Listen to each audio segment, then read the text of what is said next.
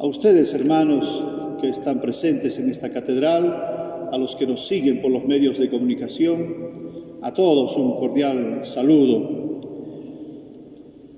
Como cada domingo, tenemos la oportunidad de alimentarnos de la palabra de Dios, de la presencia de Dios, de la vida de Jesús. Y hoy, en el año de la palabra de Dios, se nos recuerda a través de las lecturas que hemos escuchado que es no solamente importante, sino es de vital necesidad el hecho de alimentarse de la palabra de Dios. Isaías nos dice con claridad que la palabra de Dios es eficaz. Es como la lluvia que cae y no retorna sino ha mojado el terreno. De la misma forma, la palabra de Dios nos construye, nos edifica, nos dignifica, nos transforma, nos encamina y nos renueva a lo largo de la vida. Entonces creo que es un domingo especial y con la parábola del sembrador para que meditemos de manera muy personal cuál es nuestra relación con la palabra de Dios. La palabra de Dios es para leerla, para escucharla. Tenemos que crecer en esta dimensión de ser oyentes de la palabra de Dios. Por eso habrá que preguntarnos, ¿cuánto leemos, meditamos, reflexionamos la palabra de Dios? Cada uno de nosotros tenemos que escuchar la palabra de Dios, interpretarla y actualizarla, hacerla parte de nuestra historia, es más, hacerla vida. Y creo que en este camino el proceso que hay que seguir es, en primer lugar, escuchando la palabra de Dios, interiorizarla. De las lecturas que escuchamos cada domingo, algo tiene que quedar para la semana, de manera que vayamos haciendo nuestra esta palabra de Dios. Y una vez que la interiorizamos, tiene que transformarnos, tiene que cambiarnos para dignificar nuestra vida.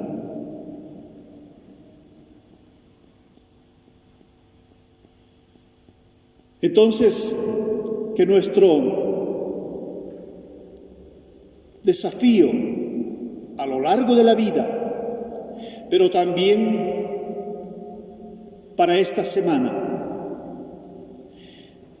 de estas lecturas que hemos escuchado, de las lecturas que vienen en los días siguientes, meditemos la palabra de Dios para que, asimilándola, haciendo que nos transforme, al final se convierta en alimento.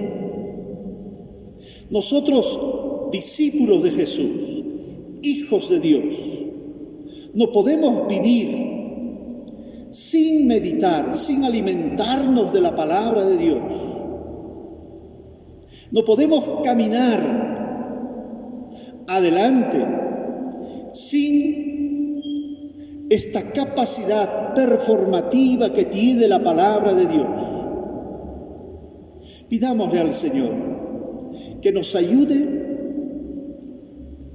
a caminar, a vivir, a ver nuestras opciones a partir de la palabra de Dios. Esto es lo que nos motiva, lo que nos recomienda las lecturas que hoy acabamos de escuchar. Y en segundo lugar, esta palabra de Dios que dinamiza nuestra vida. Hay tantas formas de que la palabra de Dios realmente sea alimento de nuestra vida.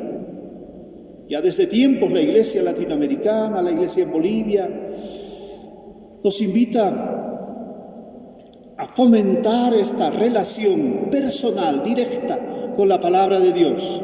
Tenemos la lección divina, tenemos grupos de oración que comienzan meditando la palabra de Dios. Pero la finalidad es esa. La palabra de Dios tiene que iluminar nuestra vida, tiene que convertirse en alimento de cada uno de nosotros. Entonces les decía, en segundo lugar, esta palabra meditada, reflexionada, que se convierte en alimento, se traduce en obras, se traduce en compromiso personal, en compromiso social.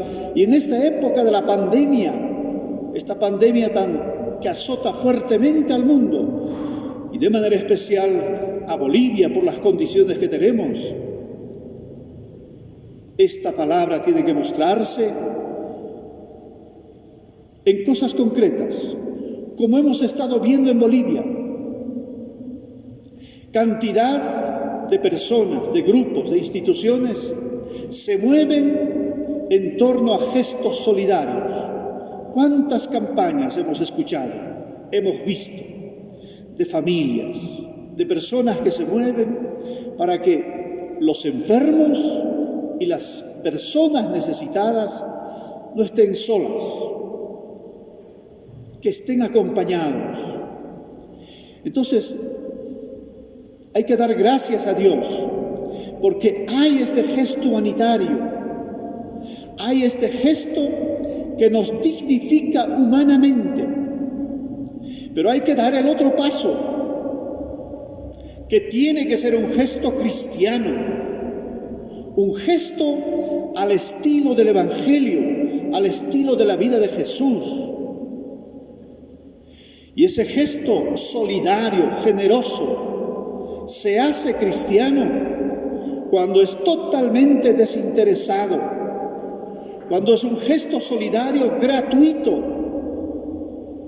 Y creo que podemos decir un gesto solidario totalmente anónimo.